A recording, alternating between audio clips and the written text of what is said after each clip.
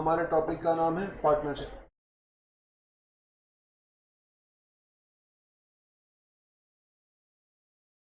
Partnership बेटा इसमें दो यूनिट्स हैं। Unit 1 resolution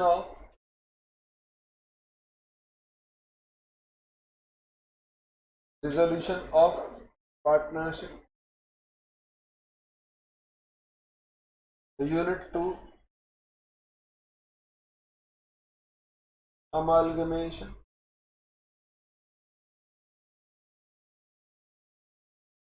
conversion. Sale of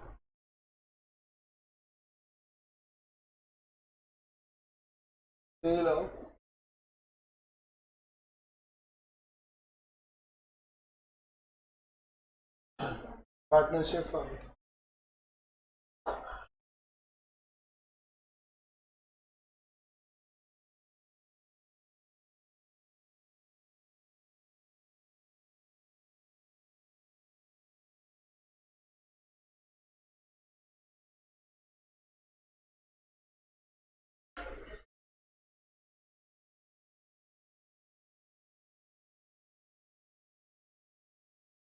लिख लिया। कितने नंबर का टॉपिक है? 20 नंबर का। ध्यान से देखना, ध्यान से सुनना, ध्यान से समझना, ठीक है ना। तो इसमें दो यूनिट हैं, तो दो यूनिट में बट ऑब्वियसली हम एक एक करके डिस्कशन करेंगे। तो सबसे पहले हेडिंग लगाओ, यूनिट 1 डिसोल्यूशन ऑफ पार्टनरशिप। सबसे पहले हमारा जो डिस्कशन होगा वो यूनिट 1 को लेकर होगा, डिसोल्यूशन ऑफ पार्टनरशिप। क्या डिसोल्यूशन पहले कहीं पढ़ा था क्या?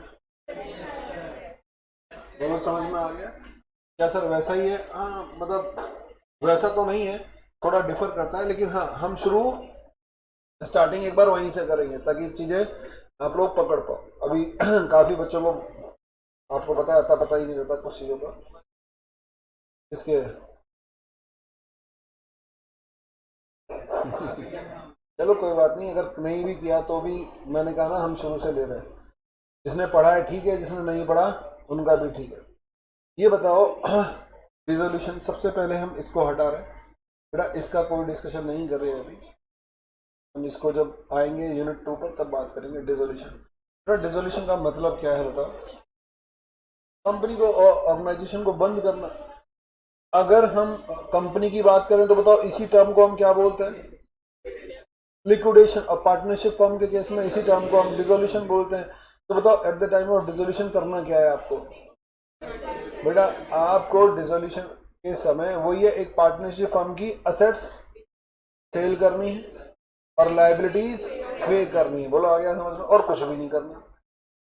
असेट सेल करने से जो पैसा आएगा वो लाइबिलिटी को देने में चला जाएगा। बेटा लाइबिलिटी या तो 100% पे हो पाएंगी या फिर नहीं हो पाएंगी। मेरी बात ध्यान से सुनना। अगर लाइबिलिटी 100% पे नहीं हो पाई तो किससे पे नहीं हो पाई? असेट को बेचने से। ये प्राइमरी सोर्स है आपका रिकवरी का। At the time of dissolution आप पहले रिकवरी करोगे असेट के थ्रू। तो असेट बेचने से सारा पैसा आ गया और लाइबिलिटी पे हो गई और कुछ एक्सेस बच गया। अच्छा, लाइबिलिटी पे करने के बाद किसका नंबर आएगा?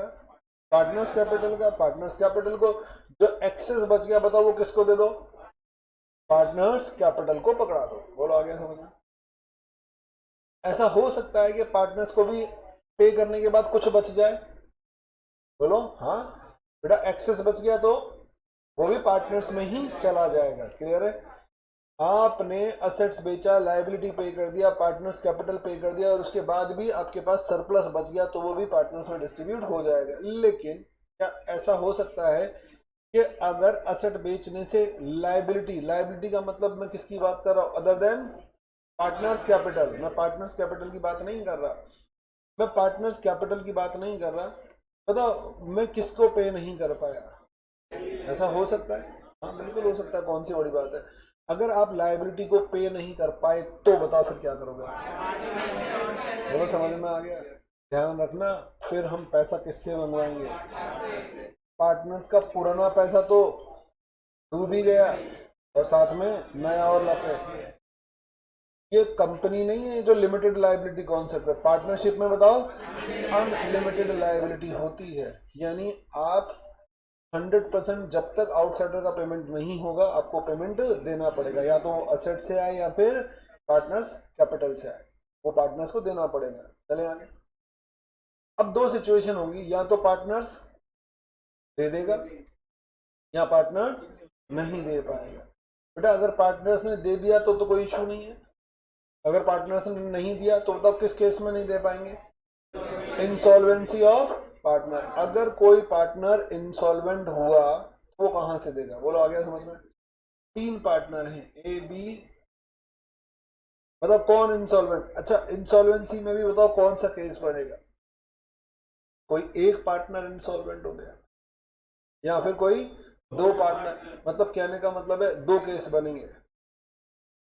एक सारे ही पार्टनर्स इंसॉल्वेंट हो गए, दूसरा एक को छोड़कर बाकी 1 2 3 जो भी है, यानी एक पार्टनर तो बताओ क्या है आपका सॉल्वेंट, तो बताओ सारा बर्डन किस पर आ जाएगा? उसी पर आ जाएगा। तो इसका मतलब बताओ इंसॉल्वेंसी के कितने केस बने? 2। एक ऑल पार्टनर इंसॉल्वेंसी, दूसरा ठीक है ना इंसॉल्वेंसी 1 और more than 1 but not all. समझ में आ गया? 2 केस बन रहे हैं इसमें। इसका मतलब क्वेश्चन हमारे सामने 3 तरह के आएंगे। नंबर 1 एक नॉर्मल सिचुएशन जिसमें कोई प्रॉब्लम नहीं आने वाली, आप सारी एसेट बेचोगे और लायबिलिटीज सेटल हो जाएगी। बोलो आ गया समझ में? जिसमें कोई इशू नहीं आने वाला। सिचुएशन नंबर 2 बताओ लायबिलिटी को बेचने से सारा एसेट को बेचने से सारा पैसा नहीं आएगा, तो बताओ आप किसके पास जाओगे? पार्टनर्स के पास। तो बताओ या तो पार्टनर्स पेमेंट कर देंगे, कोई एक आध में गड़बड़ है तो कोई फर्क नहीं पड़ रहा, उसे हम बोलेंगे इंसॉल्वेंसी ऑफ पार्टनर। आ गया समझ में? लेकिन अगर सब में ही गड़बड़ है तो उसे बोलेंगे हम इंसॉल्वेंसी ऑफ फर्म। आ गया? Insolvency of firm. 3 क्वेश्चन होंगे, नॉर्मल, इंसॉल्वेंसी ऑफ पार्टनर और इंसॉल्वेंसी ऑफ फर्म। ये 3 तरह के, बस 3 ही कॉम्बिनेशन और चौथा कोई कॉम्बिनेशन बनेगा नहीं। अगर एक फर्म बंद हो रही है तो बताओ पहला काम रिक्वायर्ड अकाउंट। बोलो मैंने आपको 3 सिचुएशन बता दी। तो नॉर्मल सिचुएशन हम बात कर रहे हैं, नॉर्मल सिचुएशन तो लिखो आप case A. Case A normal, normal discussion चल रहा है। रिक्वायर्ड अकाउंट, रिक्वायर्ड अकाउंट बताओ रिक्वायर्ड अकाउंट कौन सा है? Very good, realization. दूसरा पार्टनर्स कैपिटल अकाउंट। तीसरा बैंक या कैश अकाउंट। चलेंगे ये 3 अकाउंट हमें बनाने हैं, और कुछ बनाना पड़ सकता है वो देख लेंगे, वो रिक्वायरमेंट के हिसाब से। बेसिकली आपको ये 3 अकाउंट बनाकर दिखाना। आगे बात समझ में? अच्छा ये कहीं और पहले भी किया है क्या कहीं हमने? मैंने अभी अभी कहा था बेटा लिक्विडेशन और सॉरी कंपनी का बंद होना और रिजोल्यूशन एक ही तो बात है, एक ही तो घटना है। फर्क इतना है कि जब हम बंद करते हैं कंपनी तो वो कंपनी एक्ट के हिसाब से बंद होती है, और ये अकाउंटिंग तो सेम चलेगी, अकाउंटिंग में थोड़ी डिफरेंस हो जाएगा। तो बेटा ये क्या डिस्कशन है इसके बारे में चर्चा हम कल से करेंगे। तो ये थोड़ा बहुत मैंने आपको आइडिया दिया, तो इसको हम कल से आगे कंटिन्यू करेंगे। चलो हरे कृष्णा बच्चों। बेटा हरे कृष्णा बेटा, हरे कृष्णा बेटा, हरे कृष्णा बेटा, हरे कृष्णा बेटा, हरे कृष्ण, हरे कृष्ण।